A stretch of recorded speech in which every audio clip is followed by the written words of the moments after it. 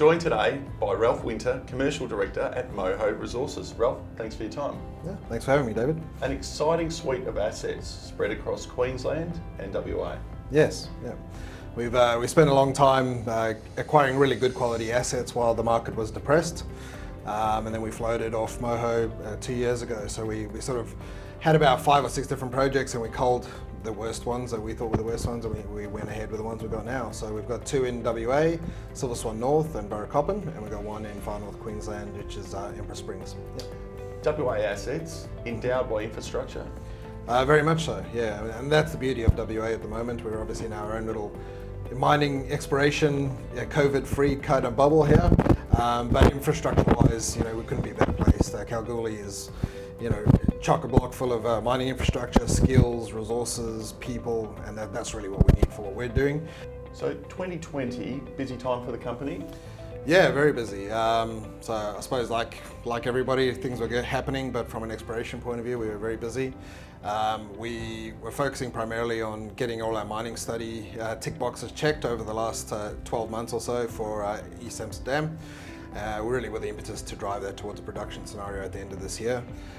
So we did some initial drilling there, which gave us some great RC results, high-grade gold results, which we then, obviously based on that, gave us an impetus to really advance that further. We've gone back and done some diamond resource drilling there, and that was really designed to be geotechnical metallurgical work, but we got some great high-grade gold out of that as well. And then we followed on with some resource definition drilling, RC resource definition drilling as well, which we've got 9 of the 45 holes already in, but we're expecting the other ones to come in over the next 2 to 4 weeks, so that watch the space in terms of details coming out. But really it was all about ticking those boxes. So we were getting all our metallurgy out the way. We had 96% recoveries on our gold, which was great. We're now advancing that to a master composite metallurgical program, and that'll then be enough information that we can feed through the toll mills and make sure that we can obviously get through there and not jam up their works. We've completed our flora and fauna surveys, we've completed our Aboriginal heritage surveys, and we've been optimizing our pits. So every time we do a drill program, we feed all that information into the pit optimization, and that just gets better and more efficient as we go. So that's been the primary focus. The whole idea is to try and get the resource done. We expect that to be done probably by April this year, and the scoping study by June. And once we've got that scoping study, we'll have a great idea of where we're going and whether or not we can actually advance this to production, by the end of the year, hopefully. So, there are many hungry mills in the region? Not so much anymore. Most of them are at capacity now. So when we first started the process, they were looking for feed. But I think with the gold price shooting up and everybody sort of getting into that sort of scenario, a lot of those have started to fill up. So there's about 2 or 3 that we've been talking to in terms of advancing that. And they really like our ore, it really fits into what they're doing and so on. So we think that it should hopefully be relatively easy to lock something in, but we won't know until we've got the scoping study in place and we can then really get that master composite to them and they can analyze it and give us a firm response. So, but the catalyst to the toll treatment agreement will be the scoping study, and then we can advance things from there. So and with Burracoppin, we did a lot of work. Not as much work there as we did at Silver Swan, but we did an air core program last year, which we had bottom of hole gold and silver bedrock mineralisation, and based on that we managed to get a co-funded drilling campaign through the Queensland government, the WA government, not Queensland, and we've now just completed an RC program there based on that, and we're going to follow on with a diamond program in March. So a lot of results to come through over the next probably 2 to 3 months in terms of that. Yeah. And what's the theory about going into production with that asset at the moment? Well, really it's all about creating shareholder value, creating company value, but also limiting shareholder dilution. So I suppose how a lot of companies work, especially exploration companies, is they have to raise money on market, that money goes into exploration and running the company, and then you have to go back and raise more money. And then that ultimately dilutes the value of the shareholder.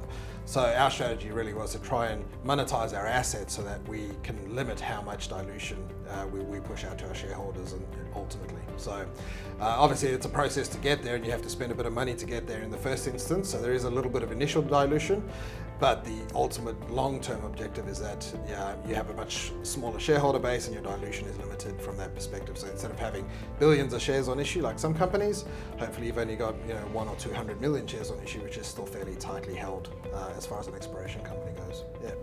a lot of focus on your WA assets, but you do have a Queensland asset that's advancing nicely as well. Yes, yeah, we got a joint venture or farm in with IGO on a project in far north Queensland called Empress Springs. We've been doing a lot of work on that project over the last 2-3 years. Last year we didn't get to do as much work as we had anticipated because of COVID, obviously, and getting guys in and out was logistically a problem. But we did manage to do a hydrogeochemical survey, which was in collaboration with CSIRO.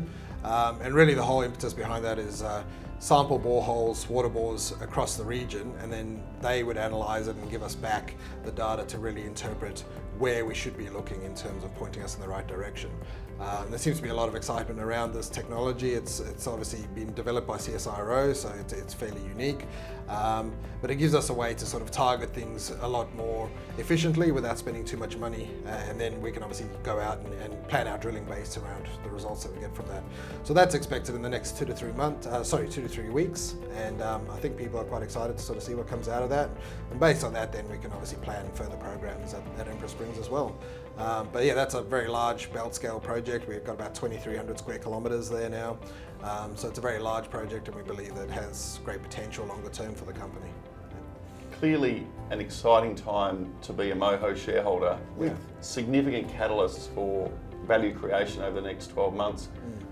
Look forward to following the progress, Ralph. Thanks for your time. Thanks very much, David.